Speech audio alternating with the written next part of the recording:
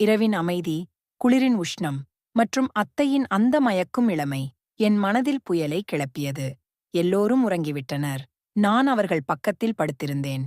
ஒரு குறும்பு எண்ணம் என்னை கட்டுப்படுத்த முடியாதவனாக்கியது. மெதுவாக அவர்களின் கையைத் தொட்டேன். பின்னர் தைரியத்தை வரவழைத்து அவர்களின் மென்மையான வளைவுகளில் கை வைத்தேன்.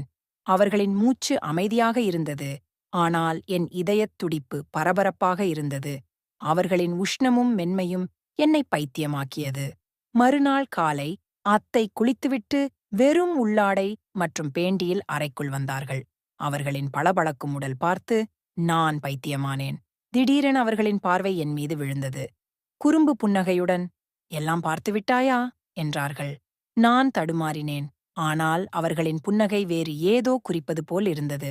மதியம் அத்தை உறங்கிக் கொண்டிருந்தார்கள். மீண்டும் தைரியம் செய்தேன், ஆனால் இம்முறை அவர்கள் என் கையை பிடித்தார்கள். இரவிலும் நான் விழித்திருந்தேன். அவர்களின் வார்த்தைகள் என்னை திகைக்க வைத்தன.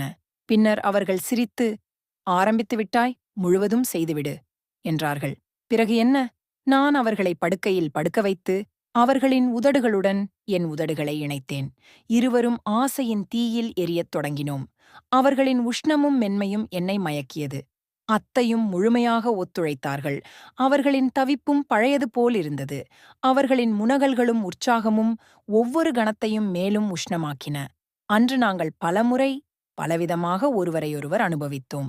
கடைசியாக நான் அவர்களின் பின்புறத்தை தேர்ந்தெடுத்தபோது அவர்கள் வலியால் கத்தினார்கள். ஆனால் நான் நிற்கவில்லை. இப்போது நாங்கள் சந்திக்கும் போதெல்லாம் அதே தீ மீண்டும் பற்றிக் கொள்கிறது. அத்தைக்கு இப்போது குழந்தை பிறக்கப் போகிறது. எல்லோரும் அது மாமாவுடையது என்று நினைக்கிறார்கள். ஆனால் நாங்கள் இருவரும் அது என்னுடையது என்று அறிவோம்.